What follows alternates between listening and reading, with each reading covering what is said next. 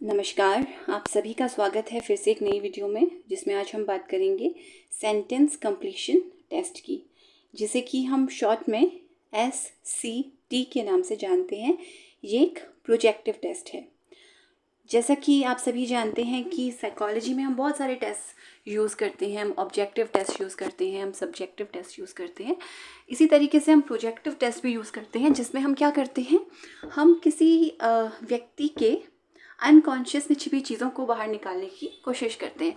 बहुत बार ऐसा होता है कि जो आपका पेशेंट है या सब्जेक्ट है या क्लाइंट है, वो अपने अनकॉन्शियस की चीज़ें बाहर नहीं निकाल रहा होता है। तो जब आप किसी प्रॉब्लम का आपने डायग्नोसिस करना होता है या फिर आपने काउंसलिंग या थेरेपी डिसाइड करनी होती है, तो आपको पता होना चाहिए कि उसकी पूरी केस हिस्ट्री क्या है। उसने उसकी जो बातें उसने शेयर करी आपसे, उसके अलावा भी उसके अगर मन में कोई बातें छिपी हैं तो वो भी आपको पता होनी चाहिए, जो वो नहीं बता रहा है। तो ये कुछ ऐसे टेस्ट होते हैं जिसके माध्यम से हम क्या करते हैं, अनकॉन्शियस में छिपी बातों को जानने की कोशिश करते हैं। तो आपको स्क्रीन में दिखाई दे रहा है, एक तरफ आपको एक इमेज दिखाई दे रही है कि इसमें सेंटेंस कंप्लीशन टेस्ट लिखा हुआ है। इसमें आप देख रहे हैं कि कुछ सेंटेंसेस एग्जाम्पल के लिए दिए हुए हैं।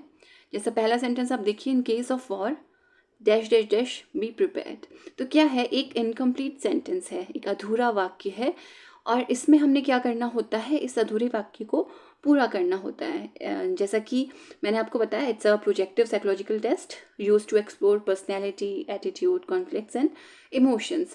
तो क्या है, हमारे अनकॉन्शियस में जो जो चीज़ें छिपी हो सकती हैं, जिनको हमने सप्रेस किया हो सकता है, जिनको हमने दबाया हो सकता है, वो अधिकतर क्या होते हैं, वो अधिकतर हमारे इमोशंस होते हैं। हमें अगर किसी को देखकर गुस्सा आ रहा है और हम उस गुस्से को अभिव्यक्त नहीं कर पा रहे हैं, क्योंकि हमको ये लगता है कि अगर हम उसके सामने गुस्सा करेंगे तो इससे हमको नुकसान हो सकता है या फिर हमारी ज़िंदगी में इसका फ़र्क पड़ सकता है। फॉर एग्ज़ाम्पल, अगर आपके बॉस के साथ आपकी नहीं अच्छी बन रही है, लेकिन आपको पता है कि आपकी इकोनॉमिकल जो कंडीशन है, आपकी आर्थिक स्थिति है, वो अच्छी नहीं है, तो आपको अपने बॉस के संग बना के रखनी है, क्योंकि वो अगर आपको जॉब से निकाल देगा तो आपको दिक्कत हो सकती है। तो आप क्या करेंगे, उस गुस्से को जो आपके बॉस के लिए आपके अंदर है, उसको आप दमित कर देंगे, अपने अनकॉन्शियस में छिपा देंगे या दबा देंगे। इसी तरीके से प्रेम है, ये भी एक तरीके का इमोशन है। बहुत बार हम अपने प्रेम को प्रदर्शित नहीं कर पाते, हम अपने नहीं बता पाते, हम नहीं जाहिर कर पाते किसी को कि हम उसको पसंद करते हैं, तो उसका हम दमन कर देते हैं। इस तरीके से बहुत सारे इमोशंस हैं, जिन इमोशंस को हम नहीं बता पा रहे हैं, नहीं प्रदर्शित कर पा रहे हैं, उनको हम अपने अनकॉन्शियस में छुपा रहे हैं। इसके अलावा कॉन्फ्लिक्ट्स होते हैं।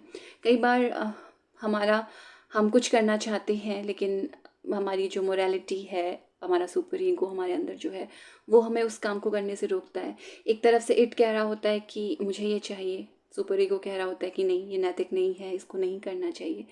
तो इस तरीके के जब कॉन्फ्लिक्ट्स होते हैं, जब आपके सामने दो रास्ते होते हैं और आपको लग रहा होता है कि आप कहाँ जाएं, आपको समझ में नहीं आ रहा होता है, तो ऐसी स्थिति में जब कॉन्फ्लिक्ट्स पैदा होते हैं, तो इस तरीके के कॉन्फ्लिक्ट्स हैं, आपके इमोशंस हैं, आपके एटीट्यूड है, पर्सनैलिटी है, इससे जुड़ी हुई बहुत सारी चीज़ें हैं जिनको हम नहीं ज़ाहिर कर पा रहे हैं, या फिर हमको लगता है कि जिनका फुलफिलमेंट हम अपनी डेली लाइफ में नहीं कर सकते, उन सबको हम अपने अनकॉन्शियस में जब दबा देते हैं, दमित कर देते हैं, तो कहीं ना कहीं वो चीज़ें बार बार अनकॉन्शियस से कॉन्शियस में आने की कोशिश करती हैं, और फिर वो हमारे लिए परेशानी का कारण बनती हैं। तो ये जो प्रोजेक्टिव टेस्ट होते हैं, वो हमारे अनकॉन्शियस की चीज़ों को बाहर निकालने की कोशिश करते हैं। तो यहाँ पर क्या होता है, इस टेस्ट में, अब जैसे कि आपने रोशाक के बारे में भी सुना होगा, या फिर आपने थीमेटिक या परसेप्शन टेस्ट के बारे में भी सुना होगा। वो इतनी ज़्यादा संरचित या स्ट्रक्चर्ड टेस्ट नहीं है जितना सेंटेंस कंप्लीशन टेस्ट है। ये एक स्ट्रक्चर्ड टेस्ट होता है, क्योंकि इसमें देखिए आपके सामने सेंटेंसेस दिए हुए हैं जो अधूरे हैं और आपने उनको पूरा करना होता है। जैसे बचपन में आपने गेम खेला होगा कि हम एक शब्द बोलते थे और हम अपने साथ में अपने फ्रेंड से कहते थे कि उस शब्द को सुनते ही आपको दूसरा जो शब्द याद आए, आपने एकदम से बोल देना है, सोचने का समय नहीं मिलेगा। यानी कि अगर मैं बोलूँ बारिश, तो बारिश को सुनते ही आपको जो शब्द अचानक से याद आता है, एकदम से याद आता है, आपको उसको बोल देना है। उसी तरीके से यहाँ पर हम सब्जेक्ट से कहते हैं कि उसने अधूरे वाक्य को पढ़ते ही जो पहला विचार उसके मन में आया, उसके माध्यम से उसने उस वाक्य को पूरा कर देना है। सोच करके नहीं करना है, बस पहला विचार, पहला थॉट जो आपके माइंड में आए उससे आपने इसे पूरा कर देना है। तो बात करते हैं पर्पस क्या है सेंटेंस कंप्लीशन टेस्ट का। तो इसका जो पर्पस है वो यही है कि व्यक्तित्व की विशेषताओं को समझना, इसके माध्यम से आप किसी के व्यक्तित्व की विशेषताओं को जान सकते हैं।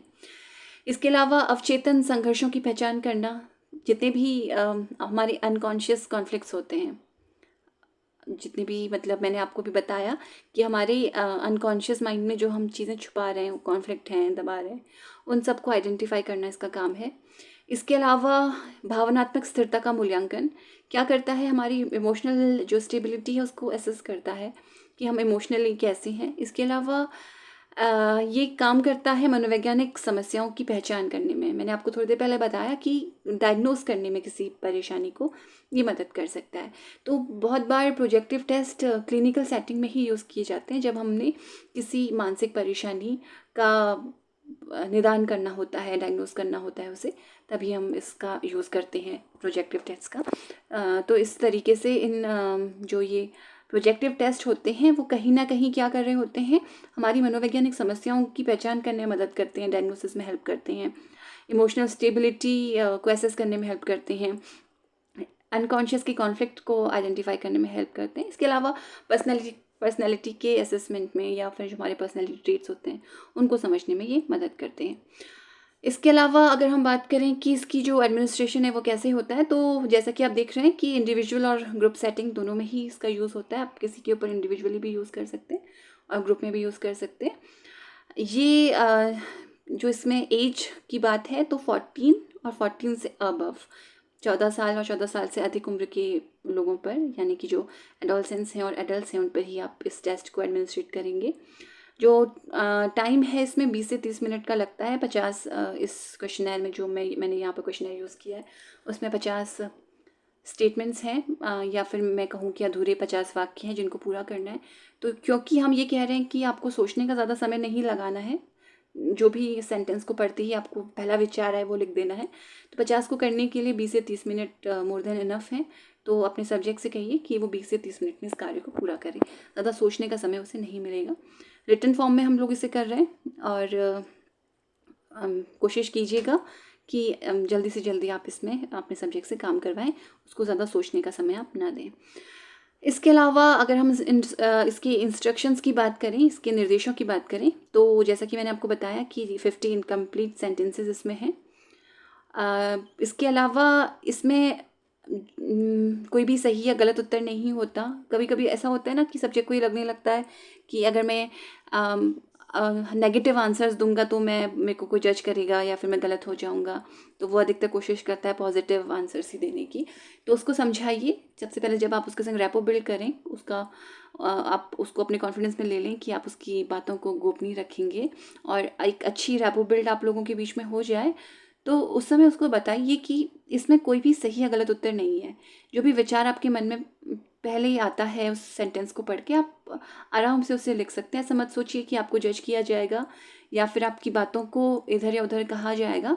आपकी गोपनीयता का पूरा ध्यान रखना हमारी नैतिक जिम्मेदारी है। ये बात उसको अच्छे से समझाइए और उसको बताइए कि वो ईमानदार रहे और स्वाभाविकता के साथ अपने सेंटेंसेस को कंप्लीट करे, तभी जो रिज़ल्ट है वो सही आ पाएगा। इसके अलावा आप देख ही रहे हैं कि इसमें किसी भी विचार को पूरा करने के लिए ज़्यादा दिमाग लगाने की ज़रूरत नहीं है। तो जो भी आपके मन में पहली बार बात आती है उसके हिसाब से उसको पूरा कर लीजिए। इसमें आप उदाहरण दे सकते हैं अपने सब्जेक्ट को, कुछ सैम्पल आइटम्स उसको बता करके। आप उसमें जो क्वेश्चनर है पूरा, उसमें तो अलग अलग सेंटेंसेस हैं, लेकिन आप एग्जाम्पल से उसको बता सकते हैं कि जैसे इसमें कुछ इस तरीके के अधूरे वाक्य होंगे। आई विश आई कुड, काश मैं डॉक्टर बन सकता, काश मैं स्विट्ज़रलैंड जा सकता, काश मैं अपनी माँ के लिए साड़ी खरीद सकता।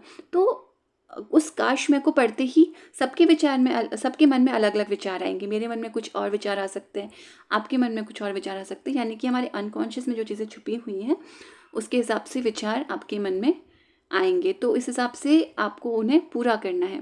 मेरी माँ हमेशा मुझे बहुत प्यार करती है। किसी के अपने माँ के संग संबंध अच्छे नहीं होंगे तो हो सकता है वो ये लिखे कि मेरी माँ हमेशा मुझे दुत्कार देती है, मेरी बात नहीं सुनती है।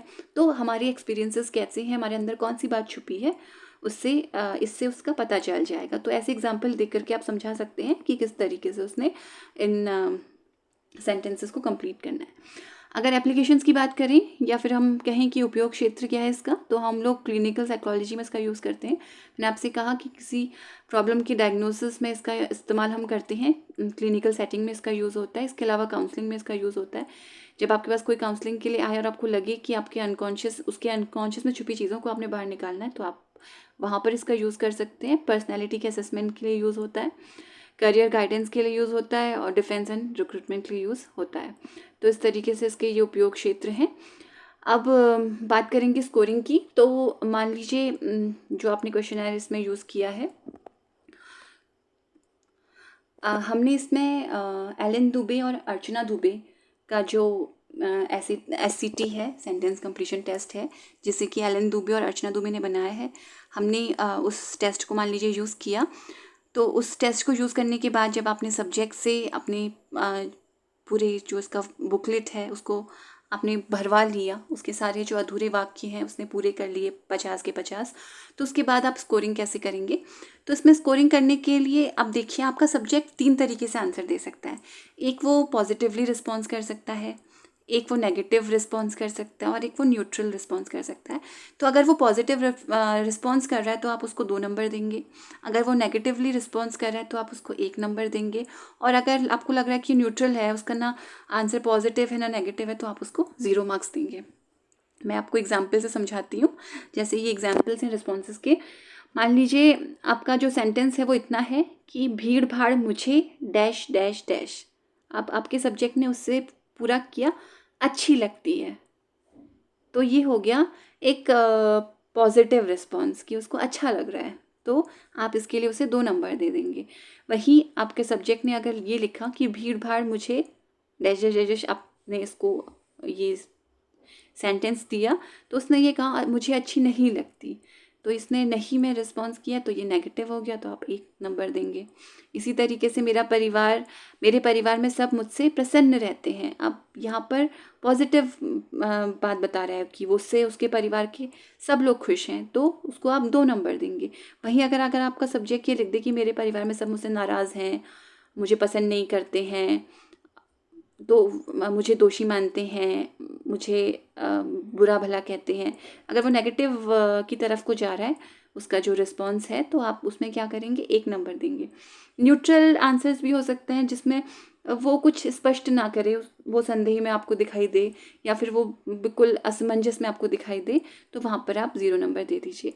मोस्टली जो सब्जेक्ट्स हैं वो पॉजिटिव और नेगेटिव में ही रिस्पॉन्स करते हैं, लेकिन अगर आपको न्यूट्रल रिस्पॉन्सेस मिल रहे हैं तो आप उनको 0 नंबर दे सकते हैं। जो ये टेस्ट है वो 3 एरियाज़ पर काम करता है। इस जो ये टेस्ट है जो एलन दुबे और अर्चना दुबे ने बनाया है, SCT, सेंटेंस कंप्लीशन टेस्ट, तो इसमें 3 एरियाज़, पर्सनैलिटी के 3 एरियाज़ पर असेसमेंट आप कर सकते हैं किसी सब्जेक्ट का।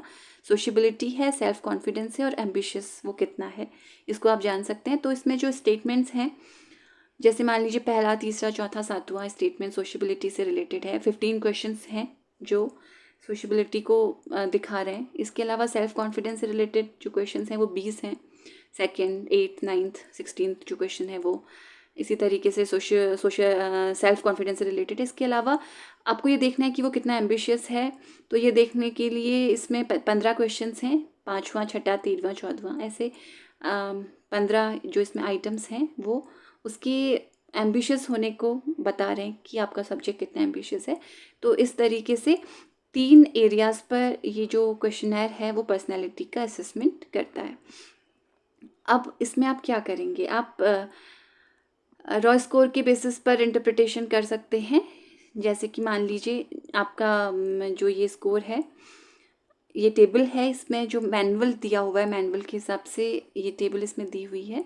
तो अगर आप सारी जो आपके एरियाज़ हैं, अगर आप सबका एक ही साथ टोटल स्कोर निकालते हैं, तो यहाँ पर टोटल स्कोर के हिसाब से भी इंटरप्रिटेशन दी गई है। और अगर आप इंडिविजुअली कर रहे हैं, मतलब हर एरिया को आप देख रहे हैं कि हर एरिया में उसका जो स्कोर है वो कैसा है, तो आप एरिया वाइज भी कर सकते हैं। जैसे कि आपने देखा मैंने आपसे कहा कि 15 जो क्वेश्चंस हैं वो सोशबिलिटी से रिलेटेड हैं, तो उनमें से अगर आपको देखो आपने पॉजिटिव ज़्यादा मिले, आपने 2 नंबर दिए, फिर किस नेगेटिव अगर मिले तो 1 नंबर दिया, इस हिसाब से अगर आपका स्कोर 28 से अबव आता है सोशबिलिटी वाले एरिया में, तो उसका मतलब है कि जो उसका इंटरप्रिटेशन है वो वेरी हाई होगा। ठीक है, ऐसे ही 25 से 27 के बीच में हाई, 22 से 24 के बीच में एवरेज, 19 से 21 के बीच में लो, और 18 से अगर कम उसका स्कोर आता है तो वेरी लो। ठीक है, तो यानी कि सोशबिलिटी वाले स्केल में वो कैसा है ये आपको पता चल जाएगा। वो बहुत अधिक उच्च है उसका स्कोर, या फिर सोशबिलिटी में वो बहुत हाई लेवल रखता है, वेरी हाई रखता है, एवरेज रखता है, या लो रखता है, या वेरी लो रखता है, आप देख सकते हैं। इसके अलावा सेल्फ कॉन्फिडेंस की, उसके अंदर सेल्फ कॉन्फिडेंस कितना है इसको देखने के लिए आप देख रहे हैं कि इसमें सेल्फ कॉन्फिडेंस से रिलेटेड इतने क्वेश्चंस हैं, 20 क्वेश्चंस हैं। 20 क्वेश्चंस का जो आपने स्कोरिंग करी, ठीक है, आपने पॉजिटिव नेगेटिवली देखा कि कौन सा कैसे उसने आंसर किया है, उसका स्कोरिंग करी, उसको जोड़ लिया। तो जोड़ने के बाद फिर आपको पता चलेगा कि जो अगर आपका स्कोर 36 प्लस है, यानी कि 36 से ज़्यादा स्कोर आपका सब्जेक्ट कर रहा है, तो वो सेल्फ कॉन्फिडेंस उसमें बहुत ज़्यादा है। ठीक है, इसके अलावा अगर वो 32 से 35 स्कोर कर रहा है तो उसमें जो सेल्फ कॉन्फिडेंस है वो हाई लेवल का है। अगर वो 28 से 31 के बीच में स्कोर कर रहा है तो सेल्फ कॉन्फिडेंस जो है वो एवरेज है। ऐसे ही अगर 24 से 27 तक वो स्कोर कर रहा है तो वो सेल्फ कॉन्फिडेंस में लो है। ठीक है, और 23 से अगर वो कम स्कोर कर रहा है तो वेरी लो है। इसी तरीके से महत्वाकांक्षा उसकी आप देख सकते हैं कि वो कितना एम्बिशियस है, एम्बिशियस वो कितना है ये देखने के लिए इसमें भी हमारे पास 15 क्वेश्चंस हैं। ठीक है, इन 15 क्वेश्चंस को क्या करेंगे, इनका स्कोरिंग कर लीजिए, जोड़ लीजिए, टोटल स्कोर आपका कितना आया है वो देख लीजिए।